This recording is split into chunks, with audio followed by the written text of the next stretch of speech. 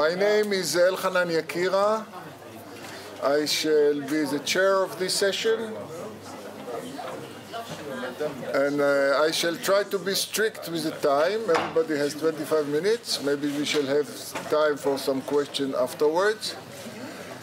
I want to invite the first speaker. The first speaker is Margaret Brearley. She was a lecturer in medieval and Renaissance German literature at Birmingham University, and has also had academic posts at the Center for Judaism and Jewish-Christian Relations in Birmingham as well, and at the Institute of Jewish Affairs in London. She has published numerous articles and books, chapters on anti-Judaism, genocide, and Holocaust, and Roma Gypsies, and is a member now of the Broxton Holocaust Scholars. Her lecture on Richard Wagner's musical religion, given at the Vital Sassoon Center, can be viewed on YouTube. And she's going now to talk to us about esotericism, anti-Judaism, and anti-Semitism from Schopenhauer to the present. Please.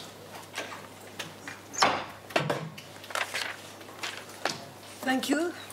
Thanks to Robert for inviting me. You should know that in London, Robert Wistridge is regarded almost as a god. When he lectures there, audiences are utterly packed. The Torah forbade all occult arts and the worship of all pagan gods. Revolt against this prohibition gave rise to an important, fascinating thread of redemptive anti-Semitism, active until today. It began with historic attempts to resurrect by occult means the pagan essence of ancient Greek mysteries. Since the late 18th century, among key intellectuals, especially Germans, esoteric spirituality has often rejected Judaism as materialistic and optimistic. Neo-paganism rejected the Judeo-Christian God and often Jews per se. Two related strands of esotericism are especially important: the attempt to contact or embody transcendent spirits or gods on the one hand, and on the other, the wish to control the human will by occult means as a way of wielding power over others. Philhellenism pervaded late 18th century German thought. Goethe proclaimed in the 1790s, "Let everyone be a Greek in his own way, but let him be a Greek." German Philhellenism lamented the Greek gods, exiled by Judeo-Christian monotheism and especially by Jews. In his poem Die Götter Griechenlandes, 1788, Friedrich Schiller lamented the lost world of beauty. The banished gods took with them all beauty, color, and nobility. One single god now reigns, solitary. Once, nature revealed to the initiated gaze the trace of a god. Now, nature is entgöttert, desecrated, deprived of her gods, who are found now only in the fairyland of song. This is still Schiller. Man himself has lost divinity, Schiller. When gods were more human, men were more divine. Stripped of their numinous powers, both nature and man were disenchanted. The word was de-souled. Yet enthusiasm means to be possessed by a god. And the enthused romantic poet could ensoul the word, re-enchant nature and man by poetic imagination.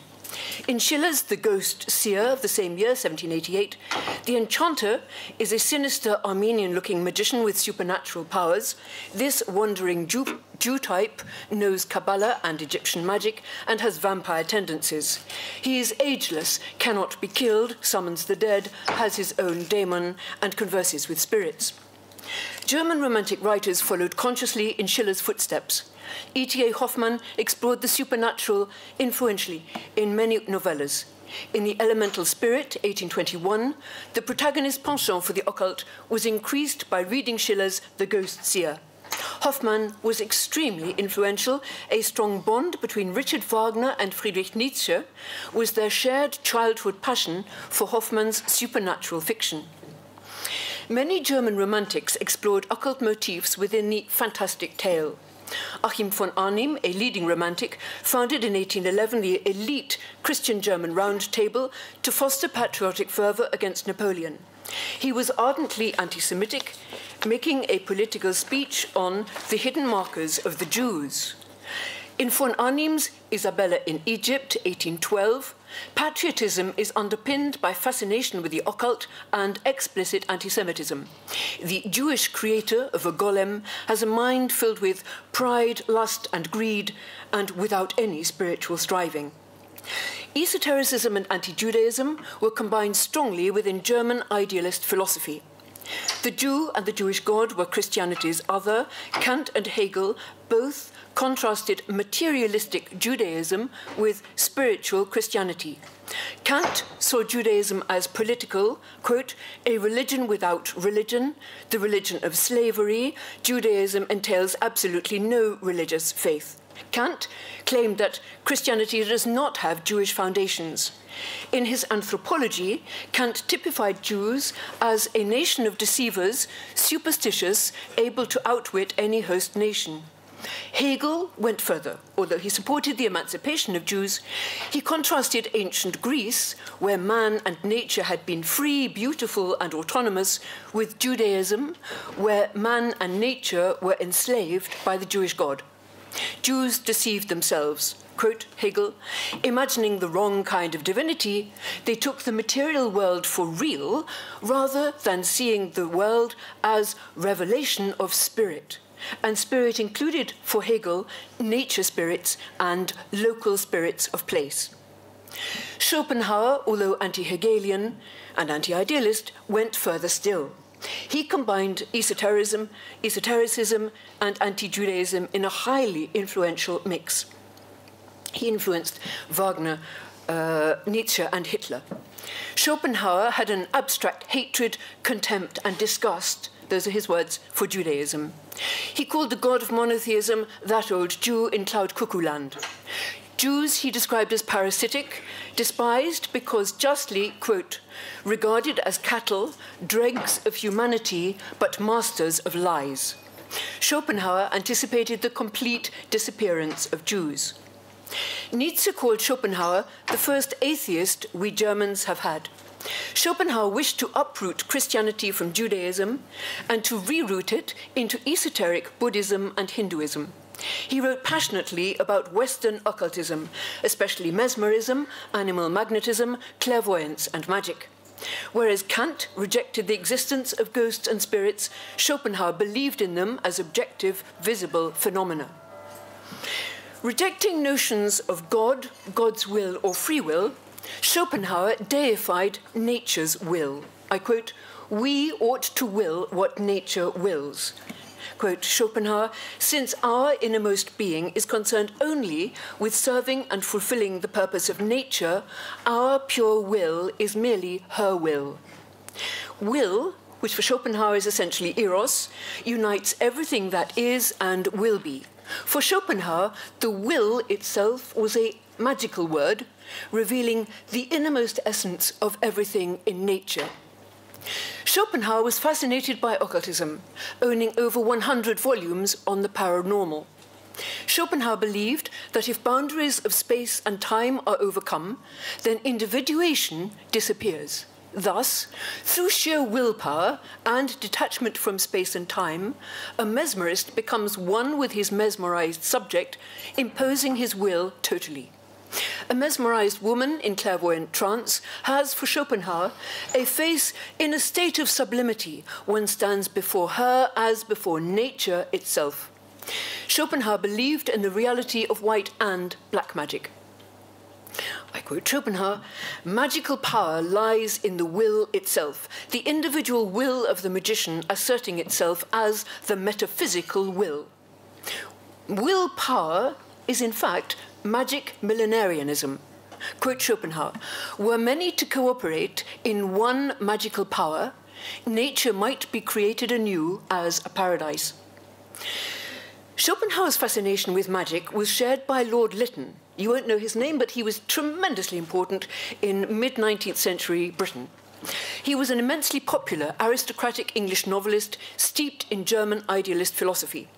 Bulwer Lytton studied the so-called occult sciences, his phrase, from 1835, and explored esotericism and magic in powerful fiction.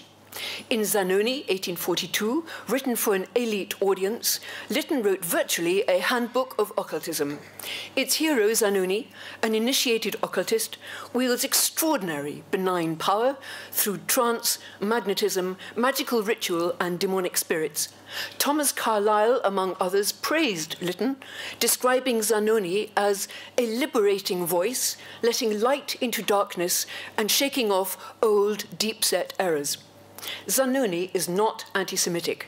However, in Lytton's earlier novel, Layla, a gripping 1837 thriller set in 15th century Spain, all male Jews are anti-Semitic stereotypes. The face of old Ximen, miser and lustful of heart, resembles some ghoul or vampire. The only good Jew is female, the beautiful Layla, a Jewess in name, but significantly a deist in belief. A mysterious, malevolent Jew, Alma Men, murders, through stabbing, Layla, his own daughter, to prevent her becoming a nun. Alma Men uses black magic, occult arts, spells, secret potions, and his unbending will to manipulate, deceive, and overpower Christian and Muslim rulers and heroes. Alma Men is described as enchanter, sorcerer, magician. He wields an enchanted banner, is invulnerable, and defies laws of space and time by vanishing into thin air. The narrator calls Alma Men serpent. He had the crawl of the reptile, its poison and its fangs. Finally revealed as Jew, he curses with the curse of the old. Christian and Muslim alike, my foe, I would have trampled upon both. Although Alma Men aims at the earthly restoration and triumph of Judaism, his crime worked against his whole race, quote Lytton. This mixture of occultism and anti-Semitism occurs later in Bram Stoker's novel Dracula, 1897. The sinister vampire Dracula has hook nose and hoard of gold coins. His actions recall the blood libel. Hypnotism, psychic trance, and occultism abound. Lytton himself wrote further occult novels. He was Britain's leading occultist and befriended occultists including Eliphas Lévy, pseudonym of a French Roman Catholic. Lytton's science fantasy Vril, The Power of the Coming Race, 1871, influenced Nietzsche's concept of Superman and the creation of the drink Bovril. Returning to German philosophy, Feuerbach praised Greek polytheism as the true source of science and art. Polytheism is for Feuerbach the frank, open, unenvying sense of all that is beautiful and good without distinction, the sense of the world, of the universe. Feuerbach criticized Judaism as the personified selfishness of the Israelitish people, absolute intolerance, the secret of monotheism. He described the hated Jewish God as the annihilatory fire of rage within the vengeful glowing eye of Israel, lustful for vengeance. Feuerbach rejected modern Christianity and its morality. Like Schelling, Feuerbach championed pantheism. I quote, "Pantheism is healthy, the essence of the modern era. Pantheism is true theism, the naked truth of theism. Pantheism lies, for the true idealist, within the ego. The ego alone, by its consciousness and love, creates God and creates reality." Feuerbach's Essence of Christianity, 1841, took philosophy much further from the Christian God and into the divine soil of nature itself. Ecstasy is for Feuerbach the highest religious experience. In 1834, the German Jewish poet Heinrich Heine wrote The Elemental Spirits. Deeply critical of historical Christianity, Heine was at that time a follower of Saint-Simon. He argued, pantheism is an open secret in Germany. We have outgrown deism. Why? Partly because of anti-Judaism. For as Heine said, every deist is, after all, a Jew. Pantheism, for Heine, embodied in German mythologies, nature spirits, and devil worship, is now the German national belief. Heine lamented Justinus Kerner's recent revival in Germany of occult beliefs like spirit possession, the pact of German philosophers with the primeval forces of nature, the conjuring of what Heine called the demonic forces of old German pantheism, would have terrifying consequences. In comparison, said Heine, the French Revolution would seem a harmless idyll. The composer Richard Wagner was strongly influenced by Schopenhauer, Bulwer-Lytton, Feuerbach, and Heine. Wagner literally restored pantheism. I argued here last year that, as Nietzsche wrote in 1872, Wagner's music embodied Dionysus or Pan, the god of self-abandon, eros, and death. Dionysus ruptures individuation, unites men with nature. Traditionally, in Dionysiac ecstasy, man feels himself God. In Dionysiac excess and terror, man is spellbound, transformed, united with nature's strongest instincts. Nietzsche trumpeted that in Wagner's music, I quote, "Out of the Dionysian depths of the German spirit, a force has arisen, a demon, the spirit of fire, joy in the annihilation of the individual, orgiastic self-destruction." Quote Nietzsche again, about Wagner. From orgiasm, the path leads to Indian Buddhism in rare ecstasies beyond space, time, and individuality. Once alien elements are eliminated and the German, newly emboldened in bloody victory over France, seeks a Führer, Wagner's Dionysian bird will guide him. In Wagner's music dramas, somnambulism, mesmerism, and second sight occur. Wagner's music and his voice could hypnotize his wife Cosima into trance states. Wagner's willpower was notoriously irresistible. Wagner's musical religion is profoundly esoteric. It initiates the audience and invokes Dionysus. Bayreuth was a temple, and the ring cycle, a resurrection, a conscious resurrection of the ancient Greek mysteries. Wagner's music mesmerizes an audience into a trance world of unconscious paganism, a staged dream world in which eros, incest, and murder are affirmed by glorious music.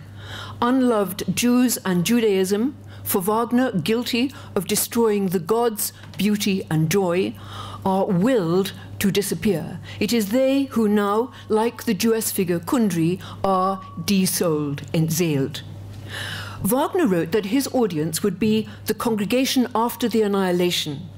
He meant not physical annihilation, but his music's annihilation of intellect through feeling.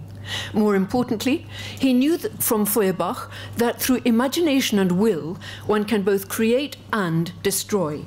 For Feuerbach, total subjectivity brings omnipotence. If total subjectivity is consecrated as the highest power and reality, it produces the ability to posit everything real as unreal, everything conceivable as possible. This ability is esoteric, attained only through the power of the imagination or the power of will. For Feuerbach, what is not loved or cannot be loved does not exist. To make the unloved real non-existent, did Wagner envisage a virtual annihilation above all of the hated Jewish God? He wrote in 1881, "Only when the fiend, the Jewish God, can no more find where or when to lurk among us, will there also be no longer any Jews." Bulwer-Lytton also influenced Helena Blavatsky, spirit medium and founder of the esoteric and highly influential Theosophical Society in 1875. Blavatsky wrote in The Secret Doctrine, 1888, that Jews are descended from a different root race from Aryans and that they are characterized by selfishness and sensuality. She claimed that the God invented by the monotheists is a tribal God, the phallic Jehovah. Although she rejected Jews, Blavatsky reinterpreted Judaism as itself occult and pagan, claiming that Jews had actually worshipped the Bacchus of the mysteries, the god from whom the liberation of souls was expected, Dionysus. Significantly, it was Blavatsky's patron, Juliana Glinka, who took the protocols of the Elders of Zion from France to Russia. Theosophy and esoteric books like Edouard Chouret's influential The Great Initiates, 1888, initiated elite circles into occultism. By seances or by using arcane rituals to release the primal will within irrational psychic depths, spiritual elites believed that they were in direct contact with transcendental realms. Nietzsche himself went insane, believing himself finally possessed by Dionysus.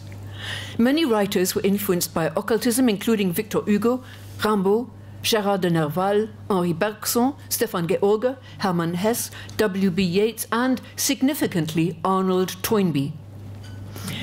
Theosophy is millenarian. It attracted elite followers throughout Europe, especially in Germany. Rudolf Steiner, Europe's leading occultist for decades, transformed German theosophy into quasi-Christian anthroposophy between 1911 and 1913. He introduced elite audiences in many cities to occultism. Rudolf Steiner championed Lucifer as the true spirit of light. He justified Blavatsky as hater of Christ and Jehovah because men should not adhere to Jehovah, for he is only the Lord of all materiality, of all the lower earthly impulses. The true benefactor of mankind is Lucifer. Steiner fully understood redemptive anti-Semitism. He edited Schopenhauer, headed the Weimar Nietzsche archive, lectured on Wagner, and produced Chauret's Sacred Drama of Eleusis, based on Dionysus.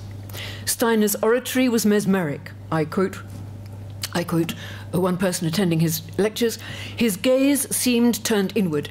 He spoke out of an inner vision. In his words dwelt the power to awaken to life the slumbering unison of the hearts." Note that word, unison. Franz Kafka noted that Steiner could transmit thoughts into the minds of disciples, possible, by the way, through Raja Yoga. Steiner's published manuals on occult self-initiation before the First World War promised spiritual vision, inner calm, and words filled with fire of utmost intensity. Initiation leads to detachment, a splitting apart of will, thought, and feeling. The initiate experiences death of the self, becoming what Steiner called the Christ being, the lofty sun spirit.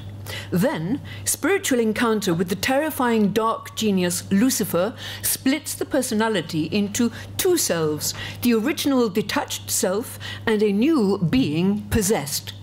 The original self is extinguished as Lucifer gives to the possessed self imagination, intuition, inspiration, and Luciferian powers. All this quoting from Steiner. The initiate now has a permanently transformed personality and, above all, an empowered will. Now, he can, in Steiner's words, he can treat the impossible in such a manner that through will it becomes transformed into the possible. Steiner promised the initiate spiritual insight into new enemies, evil human beings, quote, possessed by hostile elemental beings. Through spiritual vision, the initiate of the Grail sees terrible tendencies to social ulcers springing up everywhere. Still quoting Steiner, another group will reveal itself which has chosen the path of evil, accumulating so much error, ugliness, and evil that they form a separate community, perverse and erring. Steiner developed existing theosophical racial concepts. Early races in world evolution, like American Indians, were degenerate and destined to die out.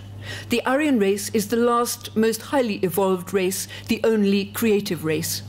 Jews are materialist, lunar spirits, racially stagnant, evolved from an earlier root race of humanity than superior Aryans. Steiner taught that Jewry as a people would simply cease to exist. Jewry has long since outlived its time.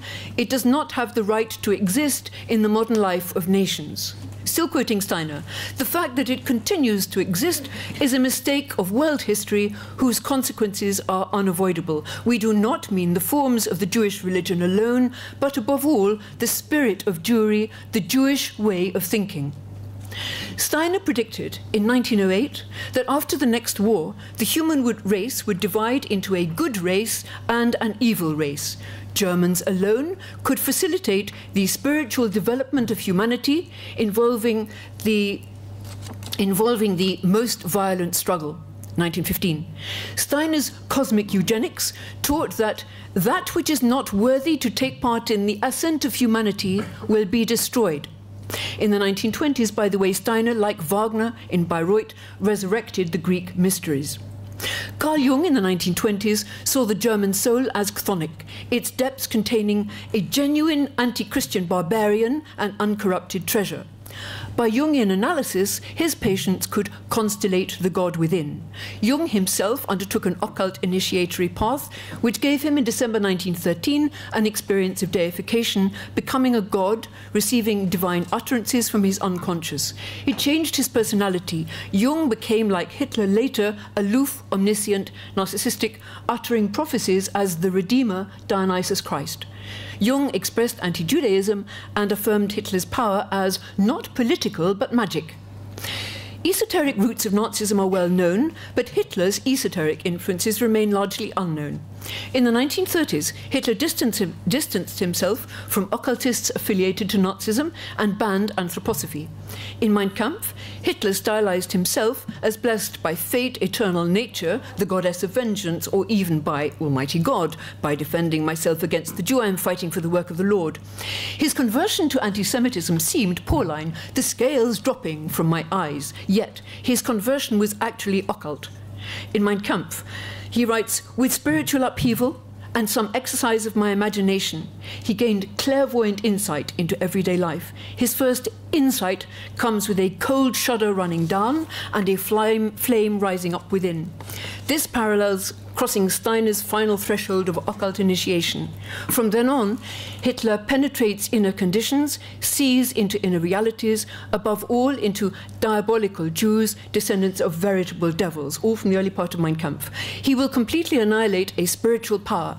To exterminate a doctrine demands not only a new kindling idea and new spiritual doctrine, but also a great and constantly increasing process of extermination of every man, woman, and child who hold the opposite idea. David Redliss's book, The Millennial Reich, 2006, sheds fascinating light on Hitler as willful enchanter. Hitler commonly appeared impersonal and detached, yet in frequent trance-like states he spoke mesmerically, seeming possessed, especially when ranting against Jews. In precisely these states he was perceived as godlike, speaking with divine voice by inner core Nazis and the masses alike. For Hitler, many testified that they felt possessed. Meeting Hitler was an encounter of the soul. He wakened something within, his words penetrating them, implanting his great idea. For Hitler, intuition was his divine voice. If the voice speaks, then I know the time has come to act. Alice Bailey, theosophist and advanced occultist, maintained anti-Judaism into the late 1940s and early 50s. Bailey located evil primarily in the sin of separateness. She identified Zionism and Jews with their sin of separateness as a unique problem. There is no other problem like it in the world today. I quote, Jews are the most reactionary and conservative race in the world, extremely materialistic. Judaism is a basic evil, the obsolete, loveless religion of a very cruel and aggressive people. All this she wrote in 1947 after the Holocaust. Bailey blamed Jews for retaining deliberately their racial identity and anticipated that Judaism would be replaced. Quote, nowhere is the emergence of a new world religion more greatly needed than in the case of the Jew in the modern world. Today, esoteric anti-Judaism is no longer the preserve of elites. It can be found within modern neo-paganism, ubiquitous New Age spirituality, deep ecology, and elsewhere, even in areas of Christianity itself. In the 1980s and 90s, Dominican Matthew Fox developed his highly influential creation spirituality. Fox combines liberal Christianity with esoteric thought and practice, including Wiccan witchcraft, chanting mantras, drug-taking, and shamanistic rituals. He rejects the Bible as man-made word books, and God as a vengeful, sadistic deity. God is useless. Fox argues that God can be a new creation, humanity is responsible for the birthing and nurturing of God, God will be born of man's divine blood, and indeed we are God. From Schiller's line in his Ode to Joy, annihilation to the brood of liars, to the utterance by Chouret's Dionysus, woe to the wicked, to the uninitiated, the profaners shall be struck with death, esoteric thought has carried a millenarian strand which anticipates destruction of the uninitiated. David Spangler, influential New Age teacher who channels Lucifer, anticipates the occult redemption of the world. The uninitiated, those who cling to the separateness of Judeo-Christian orthodoxy, are, quote, a corpse, a racial thought form in the process of disintegration. When esotericism and anti-Judaism coalesce, as in the preaching of Ayatollah Khomeini, for example, one should be vigilant. For, as this paper shows, this coalition has a powerful track record. Esotericism promotes irrationality, intuition, and uniformity. When a single will, or collective will, is inspired and empowered by occult force and divine or demonic voice, it can unleash hatred and murder irresistible, willing the eradication of the God of Abraham, Isaac, and Jacob, and the Jewish people and land which bear his name.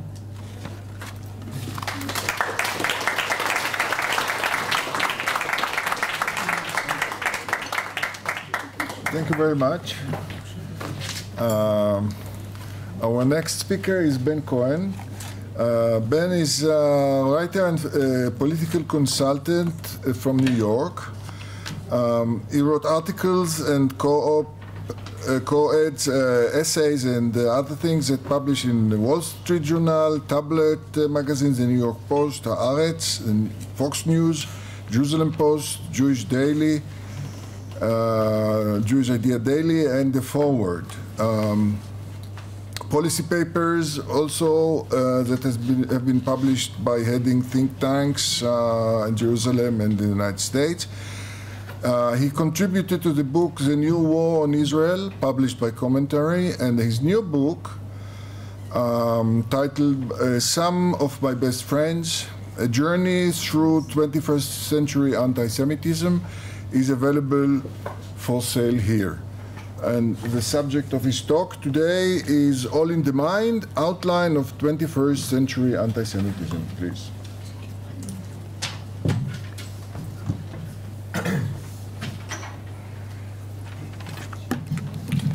Well, thank you, Elhanan, for that introduction, and good morning, everybody. Just to clear up any confusion, as Elhanan pointed out, I live in New York City, but as you'll note from my accent, my origins are in deepest Alabama. Nobody's perfect. Nobody's perfect, exactly. I don't believe that there is a contradiction between my giving a paper at this distinguished conference, which focuses on the continuing evolution of what Professor Wistrich has famously diagnosed as the longest hatred, and by making the following observation, that the Jewish people are freer and critically more empowered than at any other time during their history.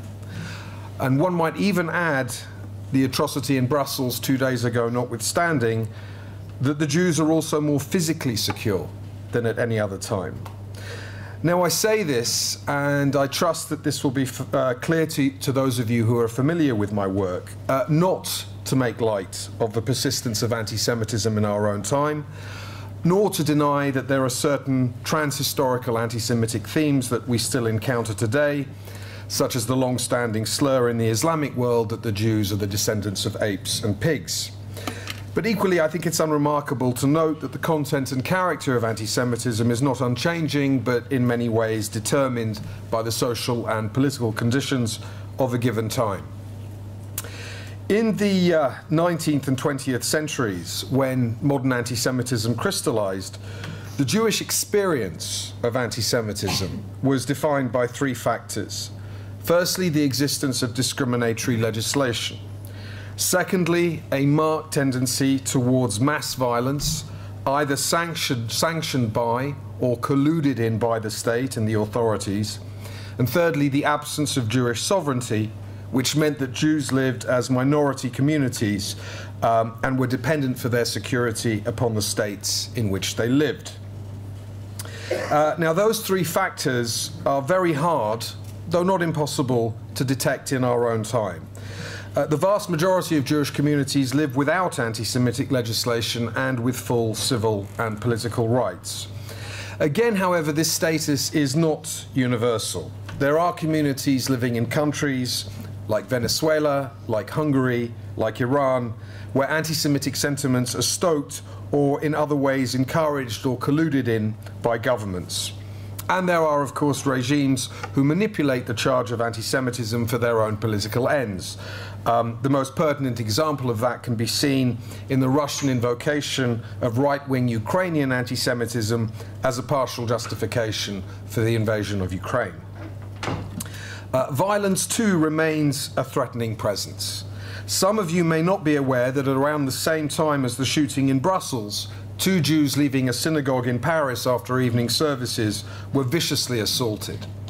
And deathly violence, for example, the murders of the 3 children and the rabbi at the school in Toulouse in 2012, the recent shooting at the Jewish Community Centre just outside Kansas City, obviously the Brussels atrocity, that deadly violence has not been eradicated.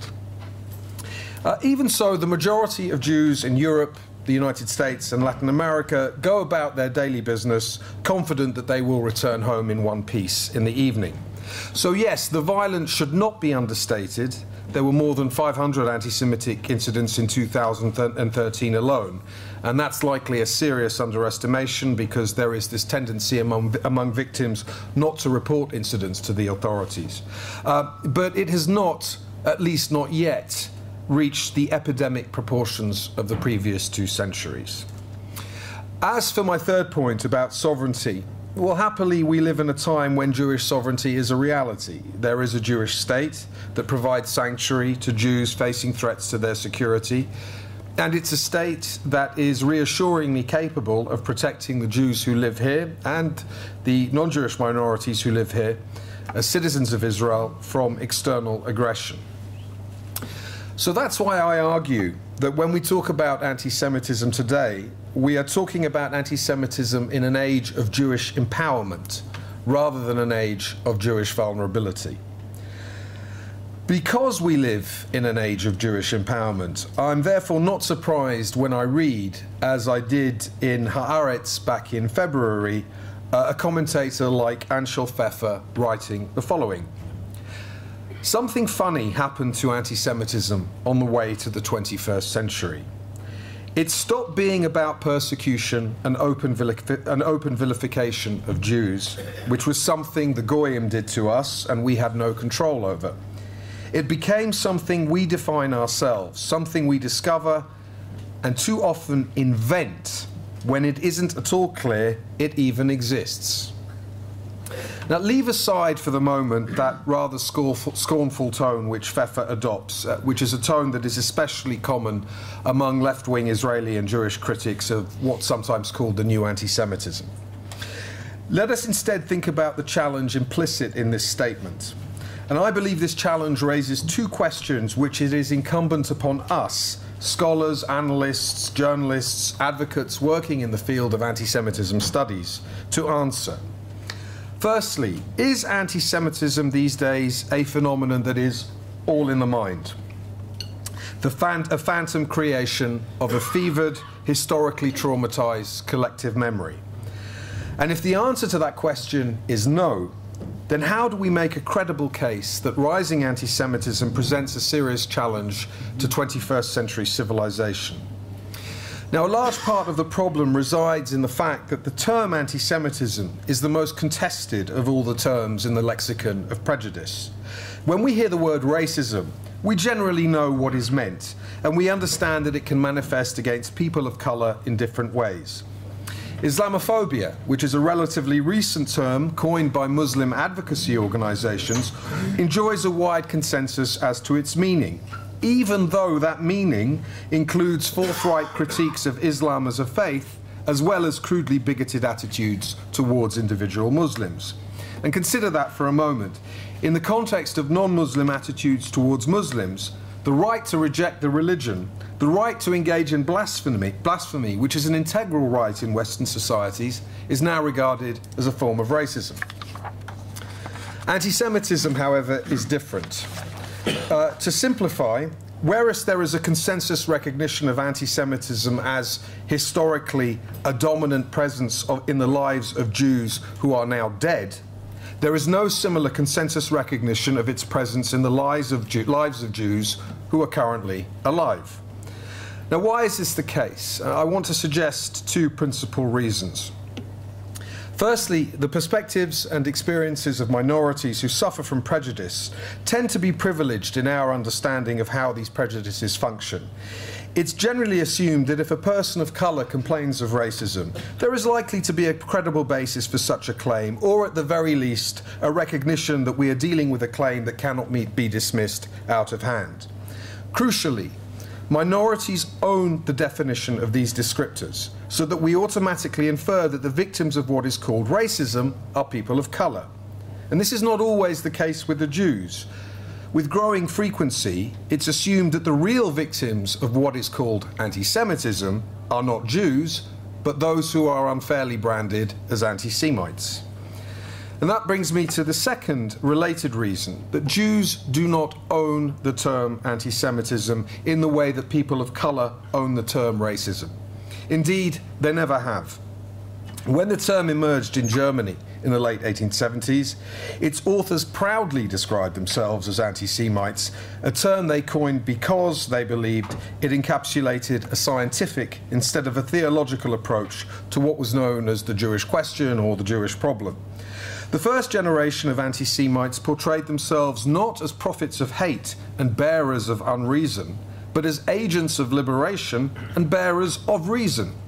Under the cover of a discourse of freedom, anti-Semitism shaped up as a social and political program that aimed at the control or outright removal of Jewish influence from non-Jewish polities.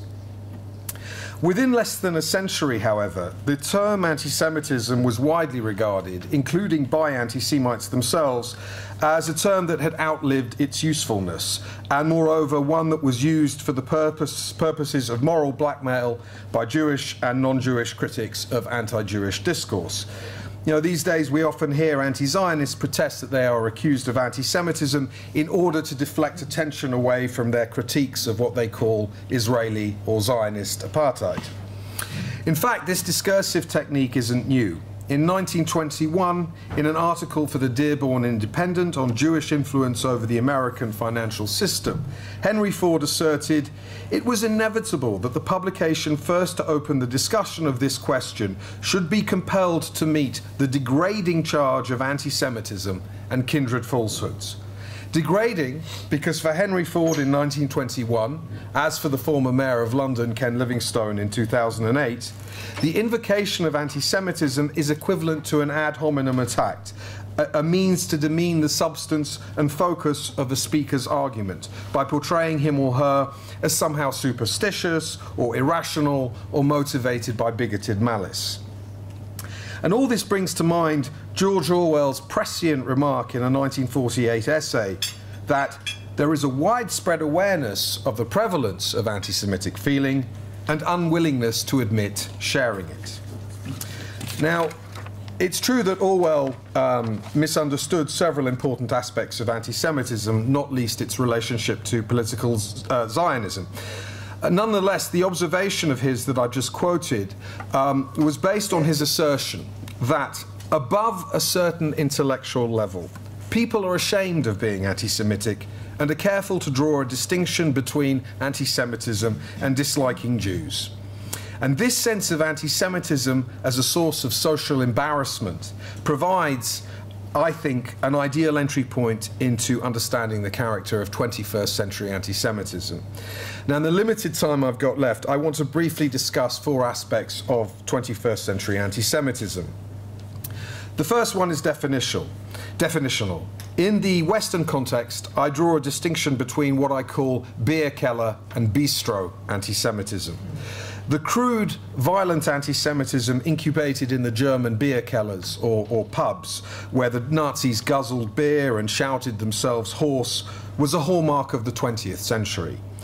Polite, modulated, ostensibly reasonable anti-Semitism, often calling itself anti-Zionism, and expressed in the progressive chatter across the tables of fashionable bistros, is a hallmark of the 21st. And it's this inability, or more accurately, this refusal to identify this discourse as anti-Semitic that undergirds the assertion of writers like Anshel Pfeffer and many others like him that anti-Semitism today is mainly in the mind. The second aspect is concerned with power. As I've already noted, we live in an age where Jewish power, while remaining an integral theme of anti-Semitic conspiracy theory, is nevertheless a reality, and a reality, by the way, that we should welcome. Consequently, the primary target of 21st century anti-Semitism centers upon opposition to real, tangible Jewish power, the clearest form of which is the State of Israel.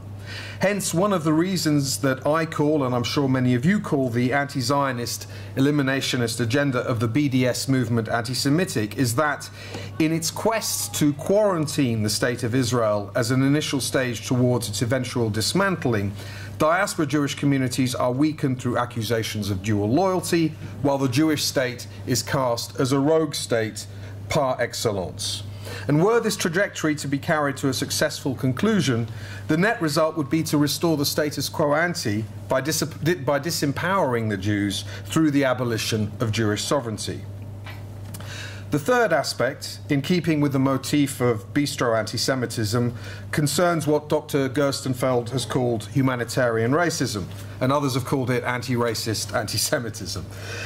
This phenomenon has, in the main, been analysed in the context of Western disputes over Zionism and Israel, but I would argue that it is also present in the growing campaign, which Rabbi Cooper discussed, in many European countries and in parts of the States, to abolish, in the name of humanitarianism, core Jewish practices like Shkita and Brit Milah. The ancient slander of Judaism as a religion of cruelty, a faith whose practices are deliberately designed to set the haughty, superior Jews apart from other groups and nations, has been resuscitated by those activists who portray circumcision as a form of child abuse and ritual slaughter as a form of animal abuse. So like the anti-Zionists, the anti-ritualists are largely drawn from that same educated constituency of people who, in George Orwell's words, demonstrate an unwillingness to admit sharing the anti-Semitic prejudices of the mob. The fourth aspect involves the remarkable promiscuity of anti-Semitism. In the 20th century, it was the bedrock of Nazism, it was a core element of Soviet communism, particularly from the late 40s, and in many ways, if you read the writings of the Egyptian Muslim Brotherhood theorist Said Qutb, it was also the foundation of modern Islamism. Yet in our century, we've learned that anti-Semitism is not restricted to totalitarianism and its offshoots. It can just as easily surface in political movements and non-governmental organizations that describe themselves as democratic, and more, it has become embedded in what is loosely called anti-establishmentarianism, whether that's the economically focused protests of the Occupy Wall Street movement or the lampoonery of the Quesnel phenomenon, and I'm not going to do the Quesnel, I assume you all know what it is, the Quesnel phenomenon associated with the French provocateur Dieudonné Mbala. And if you're searching for a visual representation of this tendency, I'm sorry, my slide is gone, but look no further than the image of the African Dieudonné delightedly embracing the white neo-fascist Alain Soral. The analysis I've outlined here, based on these four elements, would not be complete without some elaboration on perhaps the biggest challenge we face, that of anti-Semitism denial. I would therefore like to close with some remarks about a recently published book, Reflections on Anti-Semitism, co-authored by the French writers Alain Badiou, Eric Hazan and Ivan Segre, and issued in English by Verso, the imprint of the journal New Left Review. And the New Left Review has always been an important forum for left-wing writers and a primary platform for scholarship based upon what Edward Said called Orientalism, as well as analyses of Zionism as a form of settler colonialism. And that inevitably includes the depiction of anti-Semitism as a rhetorical device to silence criticism of the Jews as an empowered sovereign collective. So this book can be seen as emblematic of the discourse of anti-Semitism, of denial that is growing in influence. As some of you might have seen Leon Wieseltier's piece in the New Republic last week, in which he excoriated one of those three co-authors, Alain Badiou, for his slavish admiration of Bolshevism, for the Cultural Revolution in China, for the early stages of the Iranian Revolution, and similar examples of totalitarian projects. Wieseltier reserved special opprobrium for Badiou's perverse contention that the Jews benefited from the Holocaust because, in Badiou's words, the name Jew became, like every name of the victim of a frightful sacrifice, a sacred name. Now, in one of the early sections of this book, Reflections, which discusses the antagonism towards Jews among some black and Arab youths in France, the authors argue that describing these attitudes as anti-Semitic amounts to an operation of stigmatization. The word anti-Semitic, they continue, is not only the most violent choice, but also the one with the least bearing on the present reality. So instead of understanding that this antagonism is rooted in hostility towards Israeli actions, as well as the depressed situations in the banlieues or the suburbs where many of these youths live, we are instead press-ganged into believing that this falsely identified anti-Semitism is organically linked to an historical event that is, these three authors write, entirely foreign to anything at issue here, namely the Holocaust. The aim of Badiou and his co-thinkers is to demystify the Holocaust, and by extension the other episodes of anti-Semitism that have manifested through Jewish history, in order to roll back the political empowerment of the Jews in our own time. Now, in my view, this tendency is arguably more dangerous than even Holocaust denial, because it seeks to separate present-day anti-Semitic sentiment from its historical origins by disputing that the very subject that we are exploring at this conference even exists. That's why I just want to conclude with one final observation about the responsibilities of the democratically elected politicians who, for good or ill, are a key bulwark against resurgent anti-Semitism. I wrote a piece for commentary yesterday on the Brussels attacks, and I concluded it. I'm sorry, I'm going to have to read this off my tablet. I concluded as follows. It's often quipped that European governments have a decent record of commemorating dead Jews, as evidenced by the numerous Holocaust memorials across the continent, and a pretty awful record when it comes to protecting live ones. The imperative of guaranteeing freedom of speech necessarily limits any actions that governments can take against anti-Semitic incitement, but that should not prevent European leaders from explicitly recognizing where this poison springs from. It is not enough to say, as did the President of the European Commission, José Manuel Barroso, that the Brussels atrocity was an attack on European values which we cannot tolerate. Only when Europe's politicians finally acknowledge that the continent's culture of Israel hatred, expressed through boycott campaigns, degrading films and cartoons, frequent analogies between Israel and Nazi Germany or Israel and apartheid-era South Africa, and much else besides. Only when they recognise that, that is what lies behind this deadly violence, will we be able to finally say that some progress in confronting this social disease has been made. Thanks very much.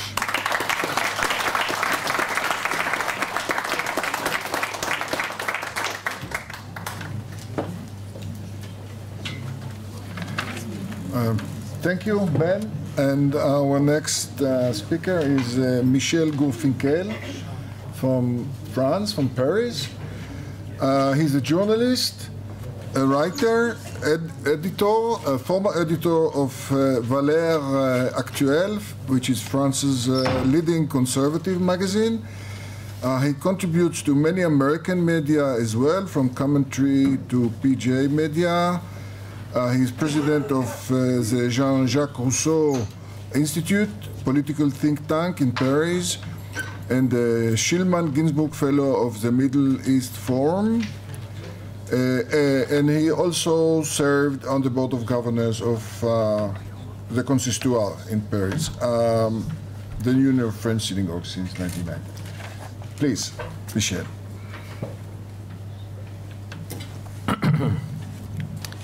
First and foremost, I would like to thank Professor Wistrich and the Vidal Sassoon Institute for departing from that lovely custom of granting only 7 minutes to any participant in international conferences. The prognosis for European Jewry is bleak. 1 year ago, I contended in You Only Live Twice, an essay written for the American online journal Mosaic, that European Jews both underwent a remarkable rebirth and revival in the post-Holocaust era and are facing today renewed existential threats that may force many of them to emigrate to Israel or other places. I'm afraid I was not off the mark. Anti-Semitism is indeed rising, either in terms of actual violence against Jews, think of the Brussels massacre last Saturday, or of anti-Jewish or anti-Israeli rhetorics. Allow me to focus on 2 events that took place in my country, in France, where about 1/2 of European Jewry is concentrated, in January this year. First, there was the Dieudonné-Valls confrontation and the way the French public opinion reacted to it. Dieudonné Mbala, 48 years old, known as an artist as just Dieudonné, is an African-French former humorist who, over the years, turned his shows into rabid anti-Zionist and anti-Jewish gatherings. More recently, he created and launched the Quenelle, an inverted Hitlerian salute, one arm down, the other one touching the shoulder, whatever, to be used as an expression of contempt for Jews and everything related to the Holocaust. The Quenelle is enjoying growing popularity in France and in other countries. Among growing sectors of the youth, it is seen as the cool thing to do in front of Jewish buildings or Holocaust memorial monuments like the Drancy Memorial in the suburbs of Paris or the Mannmal in Berlin. Or at other places as well. A dozen of young, anonymous, European-looking passerbys were photographed performing the Quenelle together under the street sign Rue des Juifs, Jew Street, in Strasbourg.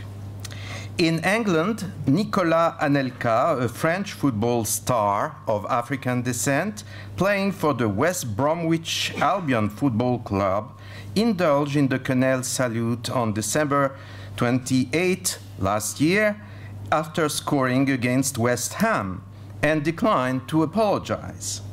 Immigrant players from Manchester cities and Liverpool football clubs are also reported to perform that gesture. By the beginning of January 2014, Dieudonné was about to start a grand tour of France to disseminate his hate propaganda from town to town. Manuel Valls, who was then the Interior Minister of France, he was to become Prime Minister in April, issued orders and guidelines to the préfet, the local government commissioners, and to the mayors to ban his shows as public safety risks. Moreover, the police raided the agitator's home outside Paris and found potential evidence for tax evasion or money laundering. What happened next? While many citizens congratulated the minister for acting decisively against a dangerous man, many others criticized him for curbing free speech and expression, in line with his own politically correct agenda. In fact, Valls who was then the most popular politician in the country and the most popular minister in François Hollande's socialist administration, dropped by 10 points in the polls from an average 60% of positive opinions to an average 50%. Even more revealing and disturbing, only 38% of the French approved of the ban, while 32% opposed it, and 64% said that Dieudonné and Valls were in fact comforting each the order. The second ominous event took place on January 26. Amidst a right-wing or populist rally against the François Hollande administration, dubbed Jour de colère, Day of Anger, that attracted at least 20,000 people and possibly twice as many. Some of the demonstrators, clearly supporters of Dieudonné, repeatedly shouted anti-Semitic slogans. Jew, France doesn't belong to you. Or, the Holocaust is just a hoax. The other demonstrators did not seem to be greatly disturbed by the chanting, nor did the rally's organizers bother to call the rogues to order, as Yvan Rioufol, a conservative commentator, observed the next day in Le Figaro. True enough, Islamic militant groups in France have repeatedly voiced similar and even worse slogans for years during street demonstrations. However, since they were doing it in Arabic, not in French, they were largely unnoticed by the media, if not the police. And people debating the issue of a resurgent anti-Semitism could resort in good faith to the very reassuring remark that, after all, Nazis were not marching in Paris. In front of the Jour de colère rally, even die-hard optimists had to recognize that this is no longer true. Nazis were marching in Paris, unchecked. Postmodern Nazis, to be sure, no brown shirts, but Nazis, nevertheless, people who relished in anti-Jewish paranoia and were eager to spread it everywhere. And they seemed to be drawn from every corner of contemporary French society, from the left and the right alike, from the native Christian European majority, as well as from the non-European and largely non-Christian immigrant minorities. Why is anti-Semitism suddenly a popular issue all over France? And why is it all-encompassing? A first answer is that anti-Semitism is often connected to radical politics, and that France, in 2014, is a country deeply in crisis, ripe for radical politics because classic politics seem to have failed. According to one poll published on January 21 by Le Monde, 8% of the French, 8% of the French trust the political parties. Only 23% trust their National Assembly representatives. Trade unions do not fare much better, 31%, nor does the judiciary at 46%. Real confidence starts only with local powers. 63% of the French trust their mayors.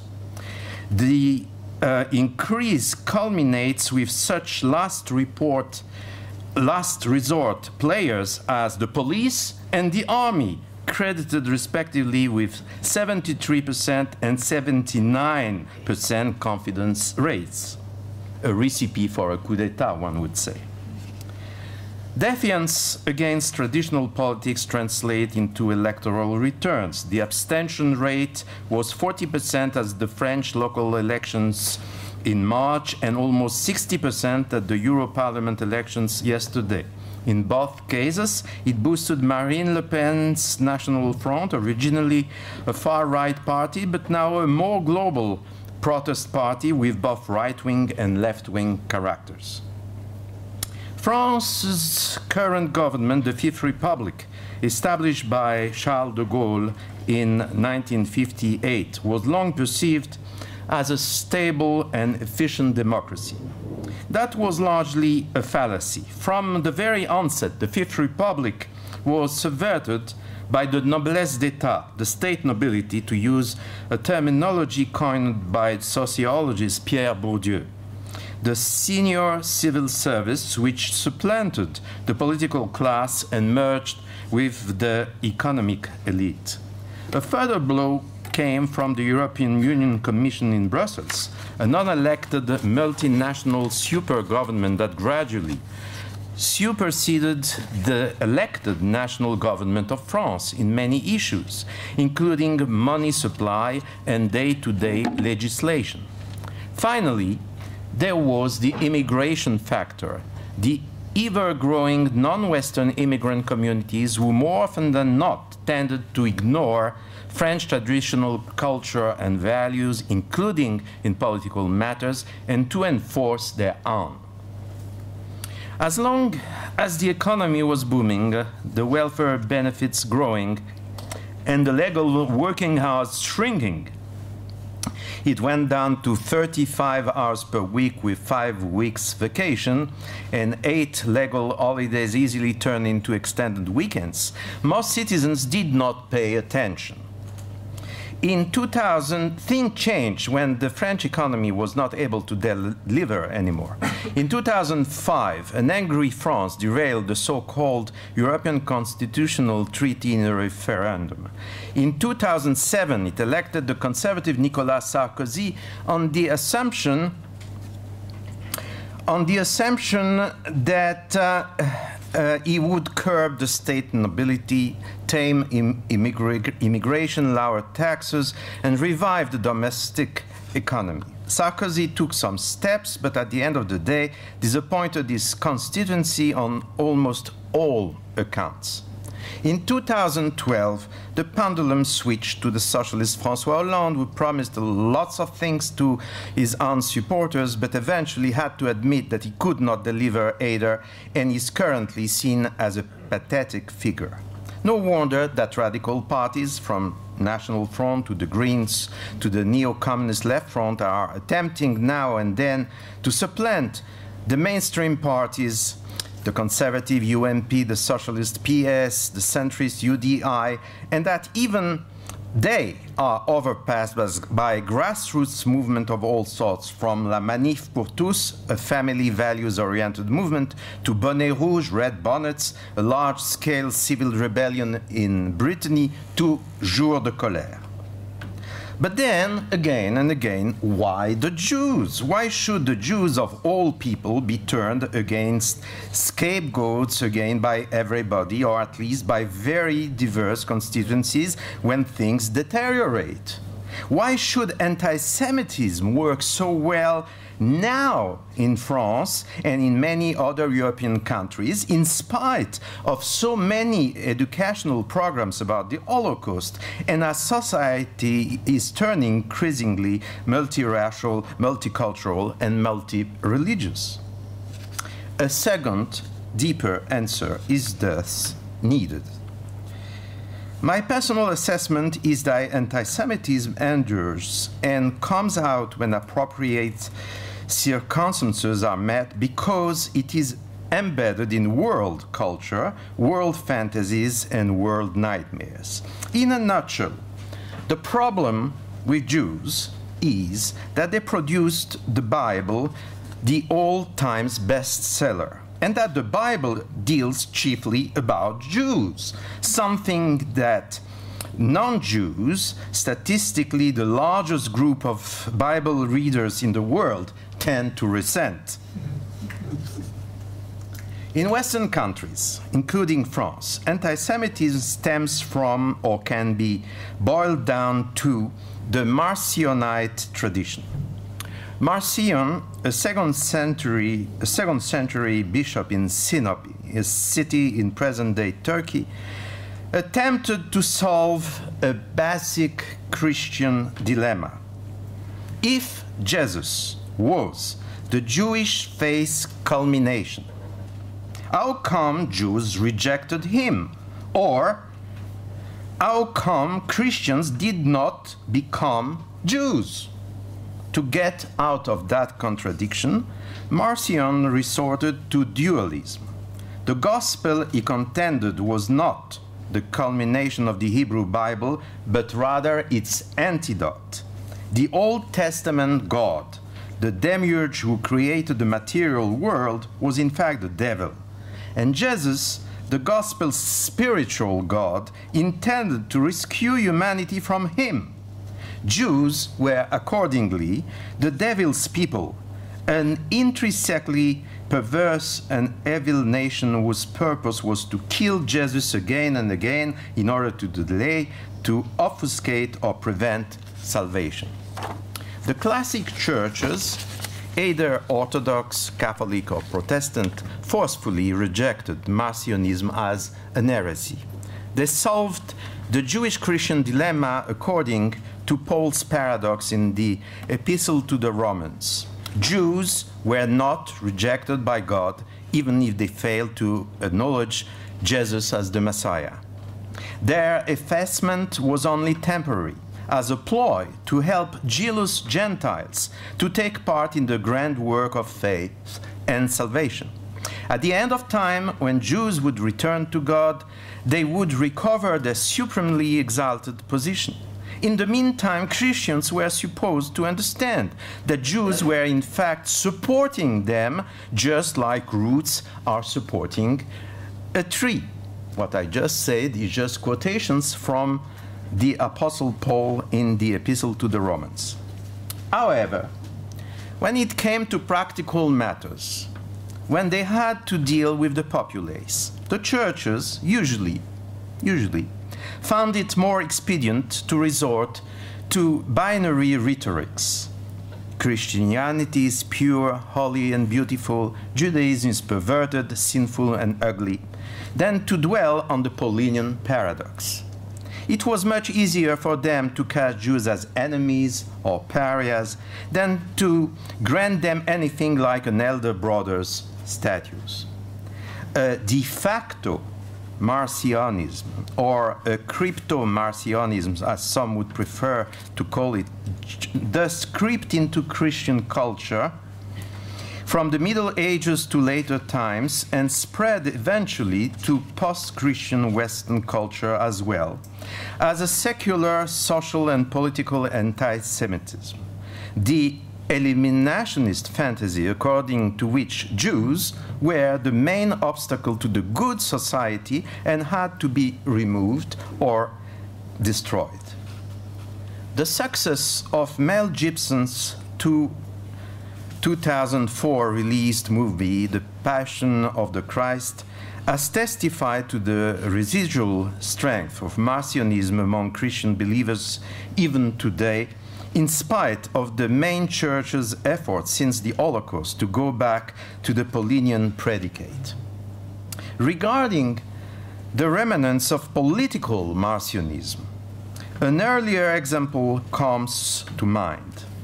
Charles de Gaulle, as everybody knows, was the leader of the Free French during World War II, an enemy of Nazi Germany and a resolute opponent to Marshal Pétain's Vichy regime, including in its anti-Semitic legislation. Indeed, the first thing de Gaulle would do any time the Free French would take over a Vichy-ruled territory was to abrogate Vichy's infamous Jews statute and to restore Jews to their full rights as French citizens or French subjects and human persons. For all that, the same de Gaulle delivered publicly some 25 years later, on November 27, 1967, as the founder and first president of the Fifth Republic, an utterly anti-Semitic diatribe. In a press conference, he not only defamed the state of Israel as an aggressor in the 60 Days War, and even as a somehow illegitimate entity created in dubious circumstances, but went so far as to describe the Jewish people at large as an elite, self-confident and domineering people with large resources in money, influence and propaganda in many countries, especially America. The former leader of the anti-Nazi resistance was now echoing the protocols of the Elders of Zion, or even worse, the paramount French 19th century anti-Semite Edouard Roumaud. I was 19 years old then. I remember how, as a young French Jew, I felt when I heard de Gaulle on the radio. How I felt when I heard de Gaulle on the radio. It was as if blood in my veins was being changed into ice. Retrospectively, what happened to de Gaulle looks rather evident. We know that he was raised in a social Catholic milieu where both left-wing and right-wing anti-Semitism was rampant, even if his father is said to have sided with Captain Dreyfus.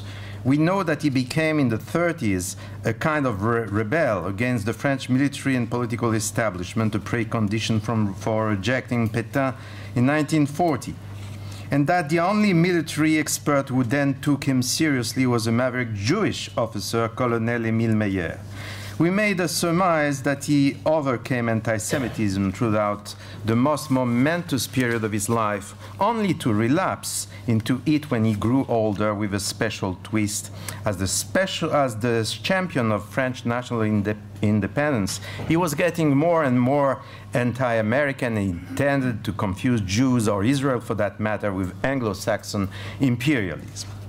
For all that, the current revival of anti-Semitism in France and Europe is not just a mere resurgence of the enduring Christian heresy of Marcionism. What makes it particularly virulent is that it combines with what one would call Islamic Marcionism. Admittedly, Marcion as such never exerted any direct influence on Islamic doctrine or culture. But quasi-Marcionite views developed at the very early stage in the Islamic world, either in the Hadith, the Prophet's reported deeds and saying, or in the Sirah and Marhazi literature, the systematic relation of the Prophet's life and of Islam's early victories. According to them, Jews were the utterly perverse enemies of Allah, Muhammad, and the Islamic Ummah, and in fact, devilish creatures that had to be destroyed. There is much evidence that just like Christian Marcionism was an attempt to sever Christianity from its Jewish roots, Islamic quasi-Marcionism was originally an attempt to erase from Islam its own Jewish roots, so apparent in the Quran, in many hadiths, the Israeliyat, and in Islamic ritual law or lexicon. Christian anti-Semitism and Islamic anti-Semitism have met and interbred since the 19th century. It is apparently more rewarding to hate the Jewish devil together than to dwell on differences between cross and crescent, West and East, Europe and Asia, colonial expansion and jihad, and so on. Let me just cut, because I assume I'm not going to cut so much of what I'm saying, but let me cut some of what I'm saying, because I just believe that many of you have heard about the Nazi, fascist, and Arab and Islamic connection.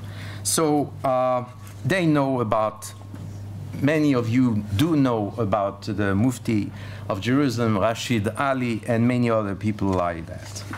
What I would like to say is that if, as many authors have pointed, Western anti-Semitism played a very important role into shaping contemporary anti-Semitism in the Islamic and Arab culture, the reverse might be true now, which means that by now, the mass migration of Muslims from Arab countries, sub-Saharan Africa, Turkey, Iran, Pakistan, and so forth, allows an unreconstructed anti-Semitism to spread again in Western countries and to coalesce with the local dormant or not too dormant post-Holocaust anti-Semitism. In France, in the UK, in the Scandinavian countries, in Belgium, in the Netherlands, the main pool for anti-Semitism is to be found among Muslim immigrants or children of immigrants, who now account for 10% of the global population and 20 to 25% of the youth. Hence, the symbolic overreaching importance of Dieudonné, who, as a French African, can be seen as one of us, both by the white European French anti-Semites and by the non-white, non-European neo-French anti-Semites.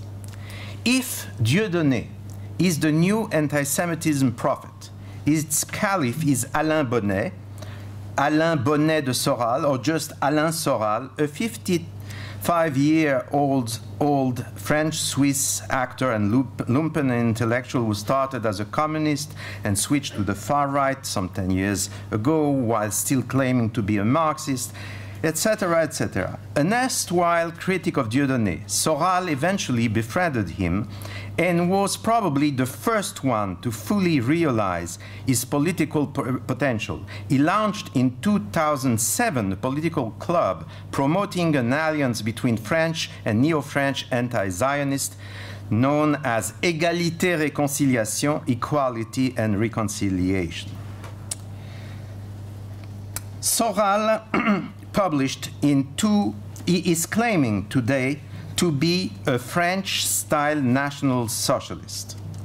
In Comprendre l'Empire, Understanding the Empire, a book he published in 2011 under a title borrowed from the Italian radical philosopher Tony Negri, he claims that banks, Wall Street, the bourgeois upper classes, the Protestant churches, the United States, and Israel are leagued together to destroy sovereign nations and to consolidate their power through a world government.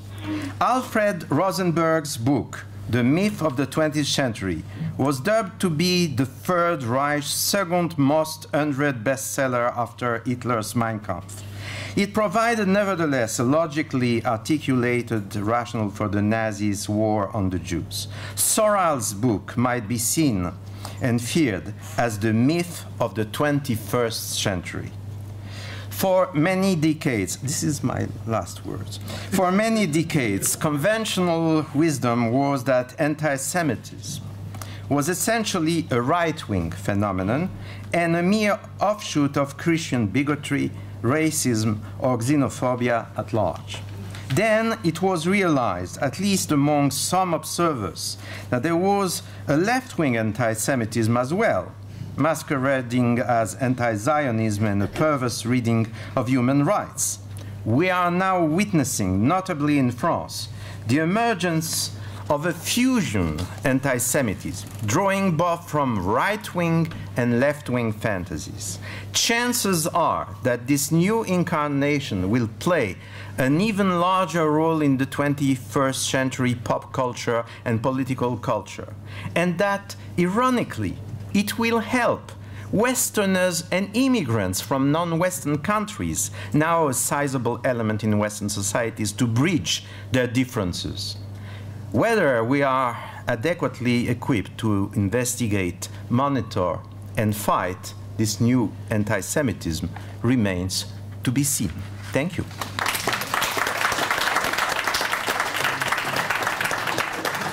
Thank you very much.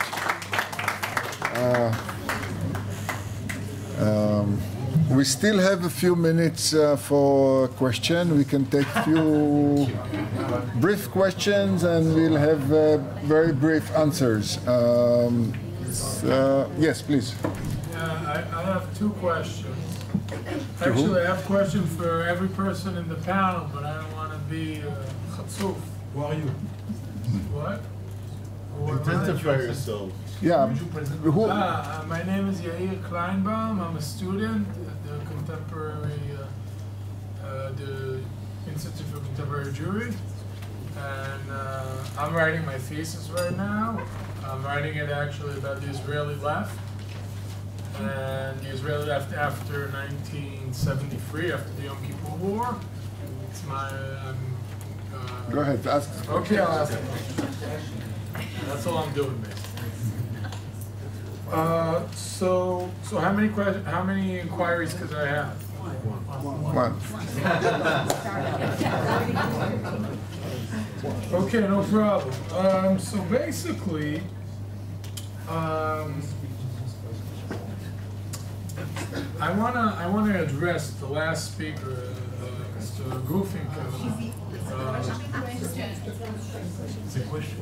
It's an inquiry, and I would like to get a response to it. So you can call it whatever you guys like. Okay, go ahead. What is the question?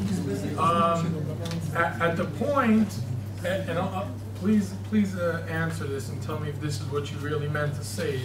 You were speaking about how the Jews created a myth through the Bible, and I think this connects to what the lady before says, is that how to create a new myth, basically the Germans, the genealogy of German fascism was a sort of a need to create a new myth over the old myths. And now my question is, would you say that the Muslims are trying to access Europe by understanding that Europe didn't really annihilate that myth, which will, as Feuerbach, Schopenhauer, and other French, German, Europeans think, can create that new myths? Is that basically the argument which you're giving as the... No, We'll take a few questions and then we'll have time. Okay, because yeah. Other questions? Yes, please. So very simple. What do panelists think that members of the public can do, or others can do, to address these problems? I mean, we're going on and on about... Very simple question indeed. Yeah. Okay, so yeah, please. I would like just to make a very brief comment about what Antonio said. I'm a little troubled by this idea of like distinguishing between like a more like intellectual anti-Semitism and a more crude anti-Semitism, and like allocating each of it to a different historical period. Because I think like even like you were talking about the crude anti-Semitism that was coming out of the German beer killer, and I think like particularly in the modern age, when the anti-Semitic ideology, what was the formative time of the anti-Semitic ideology, we had like an intellectual anti-Semitism. And the fact of the matter is that a lot of people like Kreitschke, like Stöcker, they tried to distinguish themselves from the Ladau anti-Semites, and like there was still this kind of intellectual anti-Semitism. And I think it's so important because if we try to distinguish this, and like it almost sounded like that like this modern intellectual anti-Semitism is kind of a derivative of like an older crude, like violent anti-Semitism. If we look at it this way, I think we can like easily oversee. We can easily oversee the intellectual history of anti-Semitism. So. Okay. Yeah, Robert. Just if I may follow up very briefly, is it not true that what whom you address referred to as this fusional anti-Semitism characteristic of the 21st century? In a way, I think Ben Cohen was saying something similar in a different context. Isn't it the case that in all forms of modern anti-Semitism since the term was invented, that is exactly what was aimed at, that was the goal? With the Nazis, unfortunately, it reached a kind of peak of successful fusion of left and right themes, secular and religious or pseudo-religious themes. And what we're seeing today is another version, adapted to our time, of course, to the circumstances. But that has always been the secret, if you like, of successful political mobilizations using anti-Semitism. Okay, yeah, please. My name is Gideon Bechar. I'm from the Ministry of Foreign Affairs, the Director of the Department for Combating Anti-Semitism. I just want to relate to the lecture by Michel Goofinkel and to Dieudonné, and to draw our attention to the connection between Dieudonné and Iran. Since 2006, Dieudonné has been several times to Iran. He has been receiving money from the Iranian government to make some of his films. One of them is The Anti-Semite. In 2007, he has established a party for the European Parliament, which was called the Anti-Zionist Party. He was coupled with Muslim Shiites in Europe. He's been also to Lebanon. You can see him on the internet with T-shirts of Hezbollah and others. And there is a very strong connection. So Dieudonné is not an isolated issue. Dieudonné is an instrument by some powers behind. Oh, okay, so we shall give now each of you speakers about 2 minutes. If you want to, very briefly, Margaret, you want to say anything? Just a very brief question on what one can do. One has to have as much knowledge as possible. We should all be as informed as possible. And this conference is a tremendous help. I've often lectured on the history of philo-Semitism. There is such a phenomenon, and has been such a phenomenon, a real phenomenon of philo-Semitism. In the mid-80s, I was chairman of a huge branch of the Friends of Israel, with hundreds of members, and over half were non-Jews, extremely philo-Semitic. I think that one thing that we can do is all of us to know as much as we can about what Israel is doing for the Third World. Israel is loved in India, and in many African countries. What Israel does for the developing countries is absolutely extraordinary in terms of battling desertification, finding innovative agricultural techniques, innovative social answers to endemic problems, medical developments. I think that as much as we need to know everything we can about anti-Semitism, we also ought to know about and teach about, wherever we can, Israel's extraordinary, astonishing achievements overseas and how it has benefited the West. Because there are still ways of changing people's minds towards a much more benign an appreciative aspect of Israel. You cannot overestimate people's ignorance about Israel's history, the history of the PLO, which is completely forgotten. It has completely forgotten the terrorist background and the history of the PLO. We should know that as well. But also people are totally ignorant of what Israel does for the rest of the world. And I think we should know it and be willing and able to talk about it. Ben. Is this microphone working? Yes. What can the public do? Well, I think it depends. I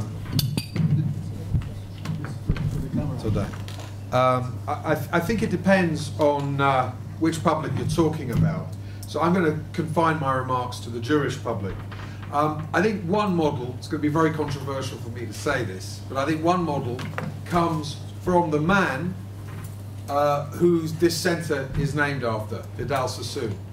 Vidal Sassoon was a great hairdresser and a wonderful stylist, and he was also a tremendous fighter and a real fighter against anti-Semitism. He was part in England just after the Second World War.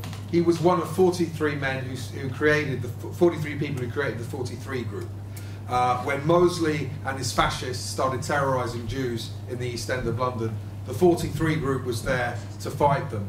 There's a great story about Vidal Sassoon turning up for work one morning with a black eye and telling a customer that he tripped on a hairpin, and that was how he got the injury. I'm not saying that we go around beating up anti-Semites, but we are facing growing violence, and I think we need to start looking at the 43 group, let me say, just for a little bit of inspiration. The other thing I think we can do is encourage our Jewish organisations to be more forthright.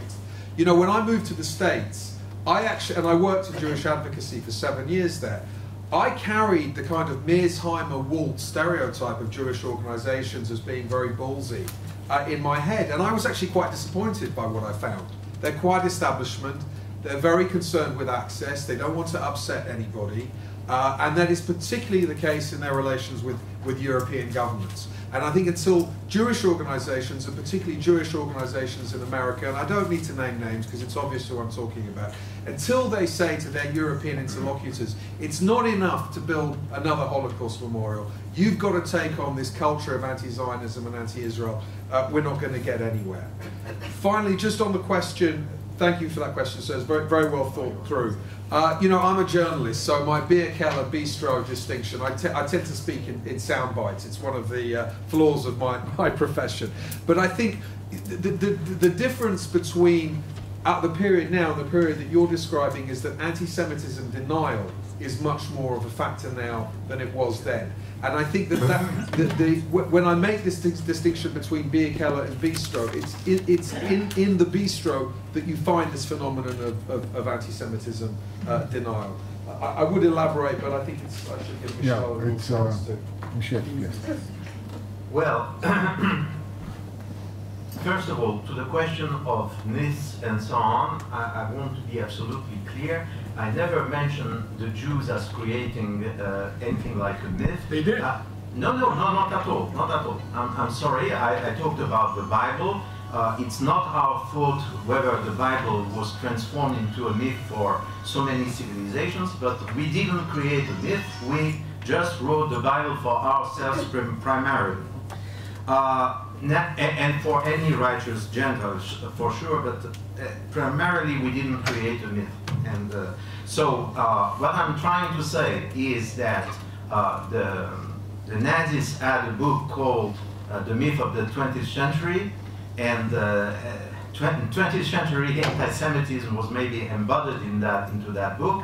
The same, in some way, is happening today. We must be very cautious about what is said, and we don't have to dismiss Dieudonné and Soral as just, you know, I said about Soral that he's a lumpen intellectual, which he is, but Hitler too was a lumpen intellectual. So we should not dismiss them as being insignificant. This is all I said. What to do? Simple: to wage war and to make no quarters, which means to systematically look, search, and destroy anybody who is going to say bad things about Jews and Israel. Let me try to be a bit more specific.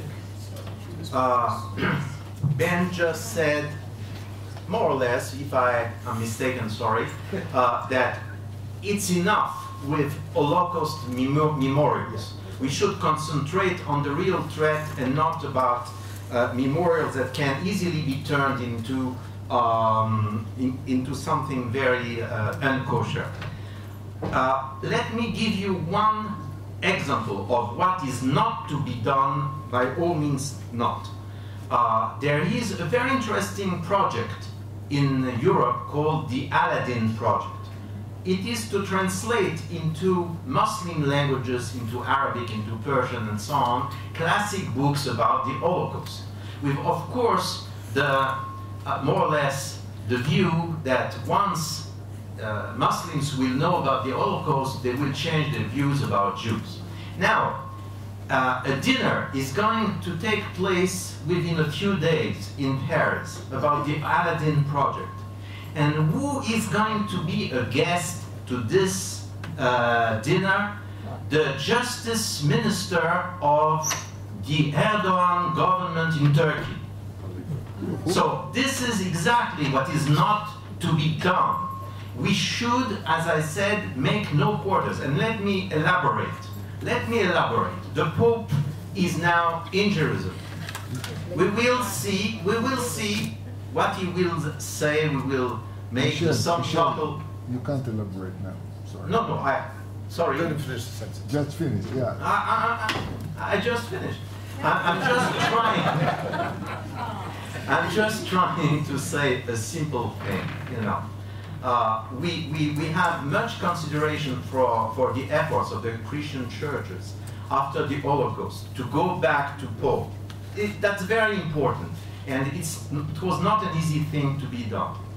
But now we should, the same way, be extremely attentive to everything which is written in things that emanate from the church. When I read again in France, in the Acts and Proceedings of the French Christian-Jewish Friendship Association, an article which is co-signed by a liberal rabbi from Belgium and a Jesuit from the Pontifical University in Rome, turning the very bad incidents about tag price, anti-Christian nasty things that do happen in Israel, and saying that nobody in Israel is reacting to that, that the rabbis in Israel are not protesting against that, and so on. This is something we cannot accept.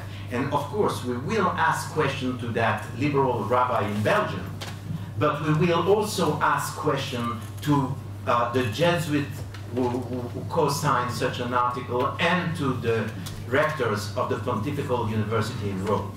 Okay. Thank you very much.